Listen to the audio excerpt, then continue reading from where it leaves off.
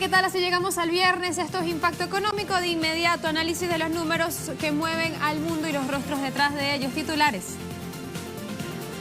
Colombia decide este domingo. Más de 36 millones de electores están llamados a elegir presidente. ¿Cuál es la herencia que deja Juan Manuel Santos a Colombia? Lo revisamos. En nuestra arista analizamos los retos económicos del nuevo gobierno de Italia. ¿Priorizarán lo macro o se ocuparán finalmente de la crisis social?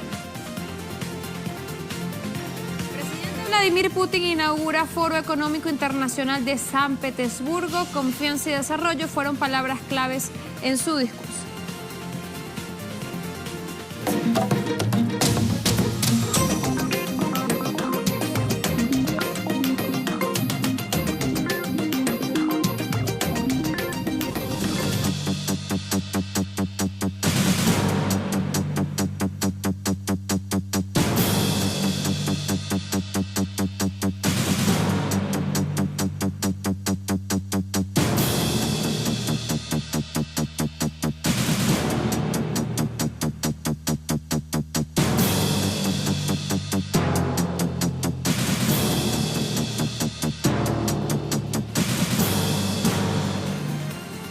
Y este domingo 27 de mayo, Colombia decidirá quién estará al frente del Poder Ejecutivo por los próximos 4 años. El gobernante saliente, Juan Manuel Santos, deja la Casa de Nariño con importantes tareas que atender para su sucesor. Vamos a revisar cuál es esa herencia, cuáles son esas tareas.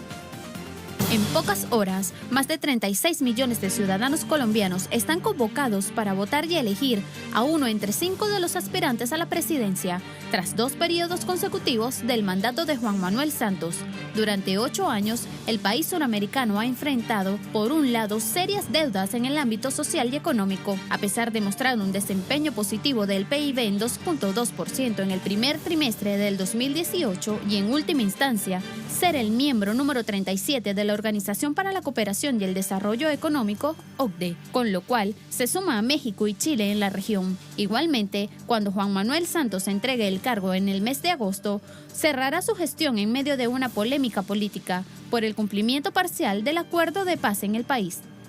Según datos emitidos por la Comisión Económica para América Latina y el Caribe, CEPAL, quien recibe el relevo presidencial, encuentra a una Colombia como el tercer país del continente con más cantidad de personas en situación de pobreza, siendo superado por México y Brasil. Hasta el mes de enero, la desigualdad en Colombia era superior a la mayoría de los países en la región, debido a que el 1% más rico de la población concentra el 20% del ingreso nacional. Asimismo, Colombia mantiene una tasa de desempleo general de 9.4% y de 17.7% de paro en el sector juvenil. Por otra parte, el conflicto armado interno amenaza con extenderse, según un informe del Instituto de Estudios para el Desarrollo y la Paz, INDEPAZ. Entre el 1 de enero de 2016 y el 14 de mayo de 2018 han sido asesinados 385 líderes sociales. La mayor parte de estos crímenes fueron cometidos tras la firma del acuerdo de paz entre las Fuerzas Armadas Revolucionarias de Colombia, Ejército del Pueblo y el gobierno colombiano. Como es de costumbre, nos gusta incentivar el debate, el estudio de cara a estos comicios presidenciales claves en la región latinoamericana. Le vamos a recomendar que revise el siguiente artículo escrito por el economista Pablo Warren para el Centro Estratégico Latinoamericano de Geopolítica. Se titula Candidatos, elecciones y el futuro económico de Colombia. Como lo decimos, lo puede encontrar a través del portal web del CELAC, www.celag.org. Allí, Pablo Warren, este economista,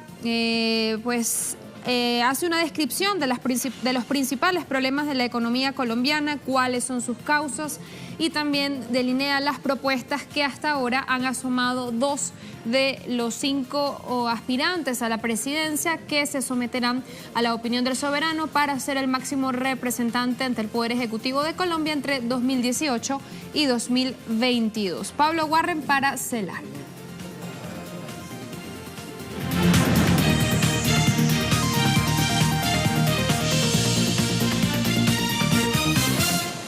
El gobierno de Venezuela inició jornadas de trabajo con los embajadores que integran los países de la Unión Europea, algunos de ellos.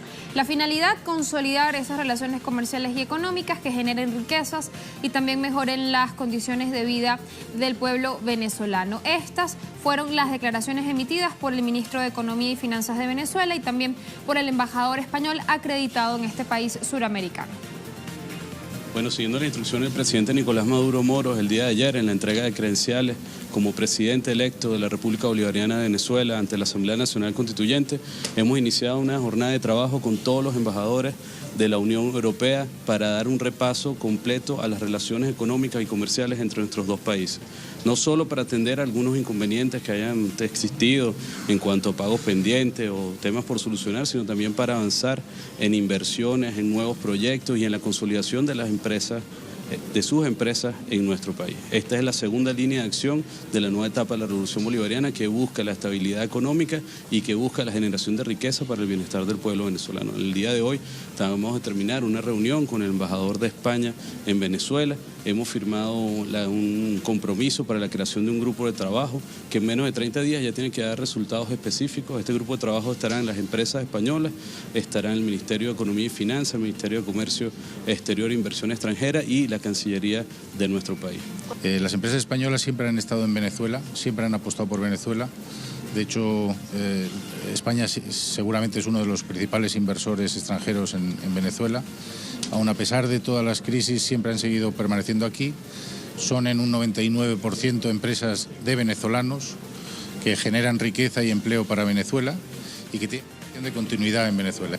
También en Venezuela, el gobierno revolucionario continúa su ruta de relacionamiento comercial para atraer inversiones desde la Federación Rusa. Así lo expresó el ministro para el Desarrollo Minero y Ecológico, Víctor Cano. En un primer mensaje en su cuenta en Twitter, publicaba en San Petersburgo en encuentro con Evgeny Kiselev, viceministerio de Recursos Minerales de Rusia. Conversamos sobre las oportunidades que tienen las empresas rusas de invertir en proyectos mineros venezolanos desde un enfoque ambiental y socialmente responsable. En otro mensaje, el ministro venezolano agregó que con el viceministro Kiselev se evaluó cómo movilizar inversiones rusas en proyectos venezolanos vinculados con la producción de minerales de alto valor como el coltán, el diamante y níquel. En esta nueva etapa, Venezuela debe hacer un salto importante. Es el momento para que llegue la inversión. Y la paraestatal Pemex sigue perdiendo soberanía. Shell anunció un descubrimiento de crudo en aguas profundas en el Golfo Mexicano y allí se va a instalar. Este nuevo descubrimiento es el sexto que la petrolera anglo-holandesa encuentra en el área geológica Norfelet, en el pozo Dover, perforado 100% por esta transnacional sin participación de Pemex. El área de extracción cuenta con más de 244 metros netos de reservas de crudo. Se encuentra aproximadamente a unos 20 kilómetros de la plataforma de exploración Afomatox y se considera un empate potencial atractivo. La compañía espera que su producción global de aguas profundas supere los 900.000 barriles de petróleo equivalente por día para 2020 desde áreas ya establecidas, incluyendo este nuevo descubrimiento en el pozo Dover. Áreas de perforación donde la mayoría están en manos del gigante Shell, que en la primera subasta petrolera de este 2018, denominada Ronda 2.4, que realizó el gobierno de Enrique Peña Nieto, salió ganadora al adjudicarse con derechos para la explotación de 9 bloques en aguas profundas del Golfo de México, restándole soberanía entonces a las tareas de explotación y producción de Pemex.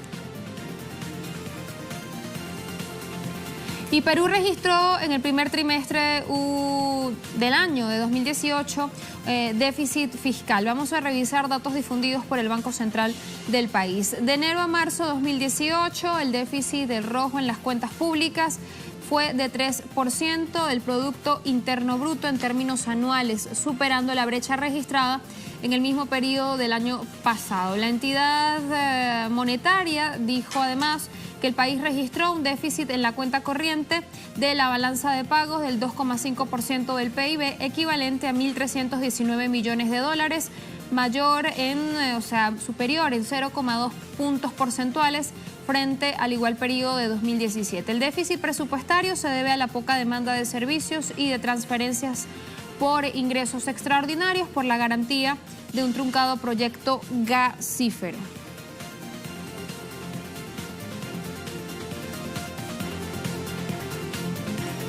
Y en el aniversario de la Revolución de Mayo, miles de ciudadanos argentinos marcharon hasta el obelisco para protestar en contra de la vuelta al fondo y también de las políticas neoliberales de Mauricio Macri. Las consignas: que las corporaciones no decidan por nosotras, no al FMI. Antes de ir a la pausa, compartimos este video con imágenes de esa inédita marcha.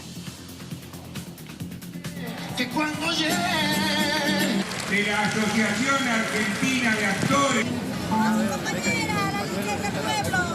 marchando van haciendo un nuevo hijo, que todo lo que yo más quiero, como es bueno andar por el mundo, amar y sufrir olvidos. Sí,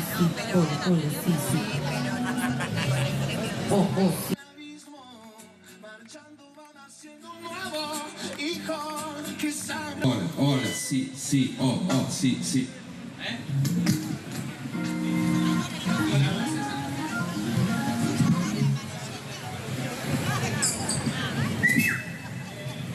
Está uno acá.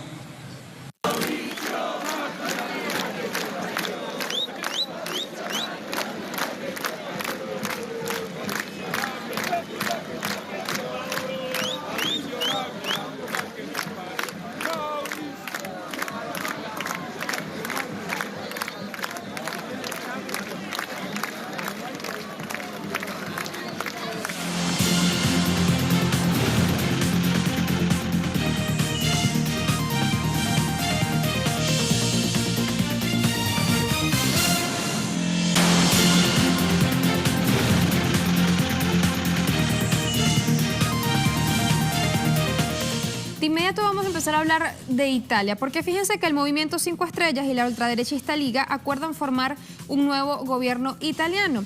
En este panorama dicen que el nuevo programa de gobierno que están negociando va a cambiar el panorama económico del país. Ahora bien, nos preguntamos si van a dar prioridad a lo macroeconómico o justamente se van a ocupar de las tareas más urgentes a nivel social que apremian a la economía italiana. Revisamos cuáles son los retos, cuál es el panorama económico actual. La economía de Italia registró un crecimiento de 1.5% en 2017. En opinión de analistas, se trata de una recuperación cierta, con una tendencia positiva a corto y mediano plazo. Sin embargo, alertan que el ritmo sigue siendo lento para el próximo bienio, con incrementos previsibles de 1.5 y 1.2 para 2018 y 2019 respectivamente, según los datos más recientes de la Comisión Europea. Frente a las previsiones del ritmo de expansión, voces advierten que Italia continuará por debajo del promedio de la Unión Europea, en tanto se mantendrá en el último lugar entre los países integrantes del Organismo Regional de Integración. En términos macroeconómicos, una de las primeras pruebas del nuevo gobierno italiano será la evaluación definitiva por parte de la Comisión Europea del déficit fiscal previsto en el Presupuesto Nacional 2018 y la estrategia para resolver el problema de la deuda pública, la cual se mantiene en torno al 132% del PIB.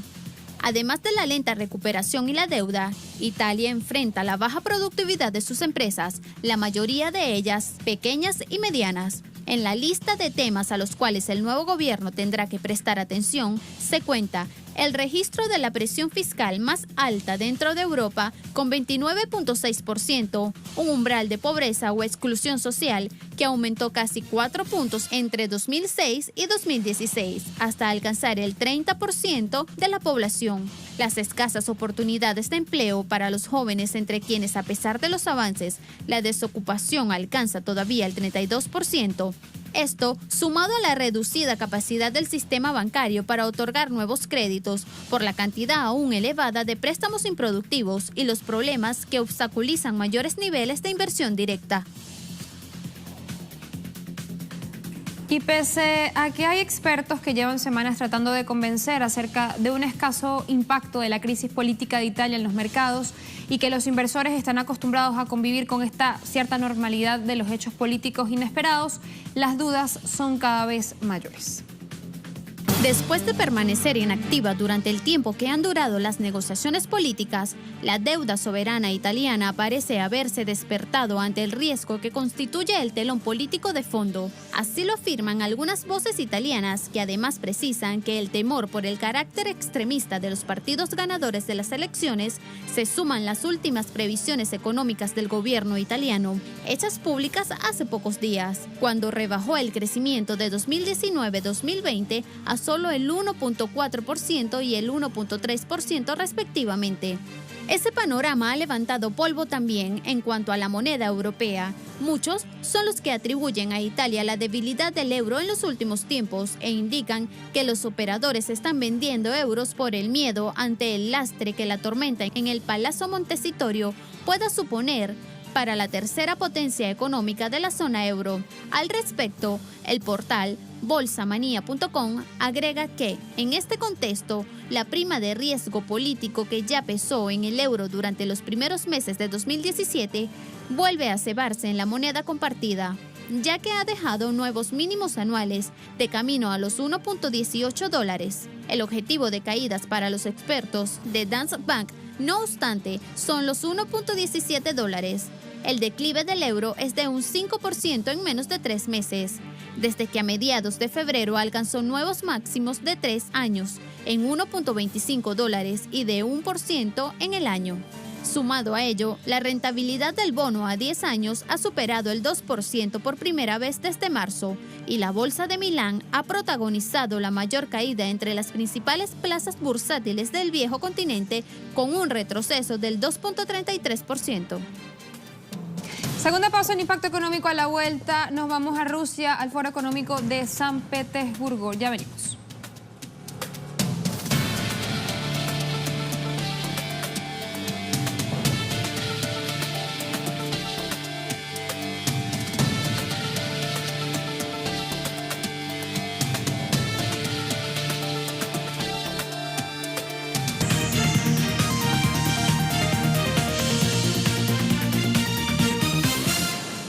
Recorrido 360 en Impacto Económico. El Foro Económico Internacional de San Petersburgo abrió sus puertas en la segunda ciudad más grande de Rusia. Un evento que tendrá una duración de 3 días y donde participan representantes de más de 70 países. Revisamos. Bajo el lema Creando una economía de confianza, el Foro Económico de San Petersburgo atrae a más de 10.000 participantes a Rusia, entre ellos jefes de Estado y de gobiernos de países en desarrollo, ejecutivos de las mayores compañías, así como mayores expertos internacionales del mundo de la ciencia, los medios de comunicación y la sociedad civil. El objetivo fundamental del foro es mantener un diálogo constructivo que busca fomentar la comprensión mutua y crear una base de decisiones y acciones conjuntas. Así lo dijo en su discurso el reelecto presidente de la Federación Rusa, Vladimir Putin. No necesitamos guerras comerciales hoy y ni siquiera la tregua comercial provisional, sino una paz comercial total. El lema del actual foro de San Petersburgo es crear una economía de confianza. La falta de confianza global pone en tela de juicio las perspectivas de un crecimiento global. La lógica del egoísmo económico no concuerda con la especialización actual de países y empresas ni con la construcción de cadenas de producción globales complejas. En realidad, puede empujar a la economía y al comercio global hacia el pasado, a la era de la economía natural. En un principio, el evento fue concebido como una especie del Foro de Davos en el marco de la Comunidad de Estados Independientes para impulsar una amplia discusión sobre el desarrollo económico y geopolítico de esta comunidad postsoviética.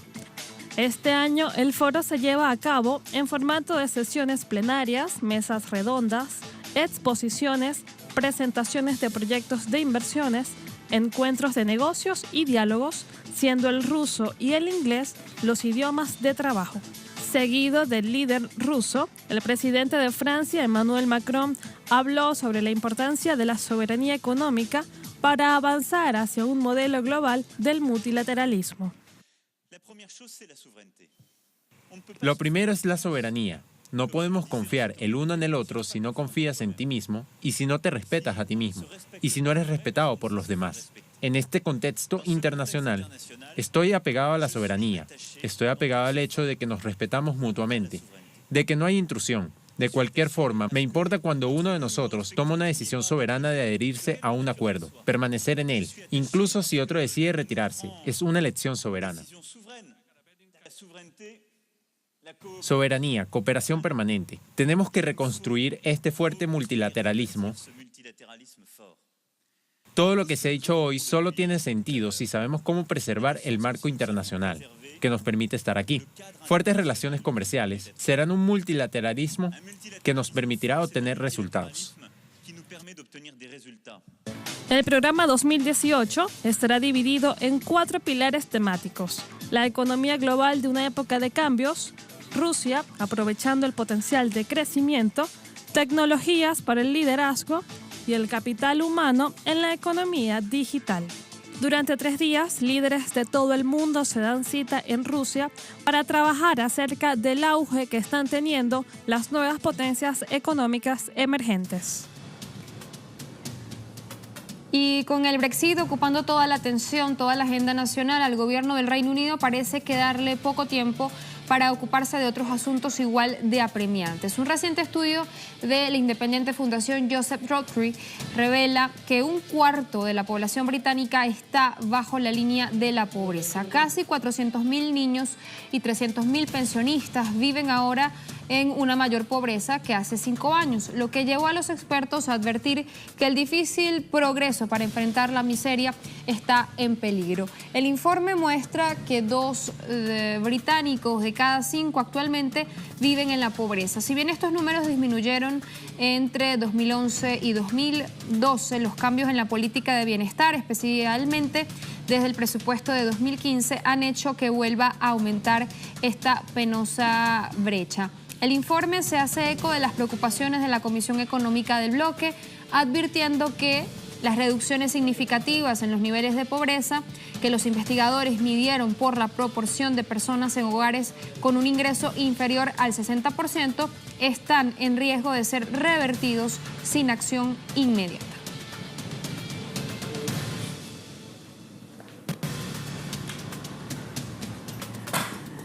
Y cerramos esta jornada revisando precios del petróleo. ¿Cómo cotizan para el cierre de esta jornada de este viernes? La cesta venezolana marca precio de 437 yuanes. El Brent, que cotiza en Europa, está en 76,95 dólares el barril, perdiendo entonces así un 0,2 o 2,25%, quiero decir. El WTI hoy cierra la jornada en 69,12 dólares. Ahí lo tenemos. Pierde también terreno en el mercado energético en un 2,1%. Y por su parte, la cesta OPEP cotiza en 76,62 dólares el barril, ganando 19 centavos por barril. Estos son los precios, así se mueven entonces al cierre de esta jornada y de esta semana también los precios energéticos en el mercado petrolero. También cerramos nosotros nuestra emisión de Impacto Económico, como siempre agradeciendo su sintonía y recordándole nuestras cuentas @Telesur TV, @Crismar Telesur. Que tenga feliz fin de semana. Hasta el lunes. Chao, chao.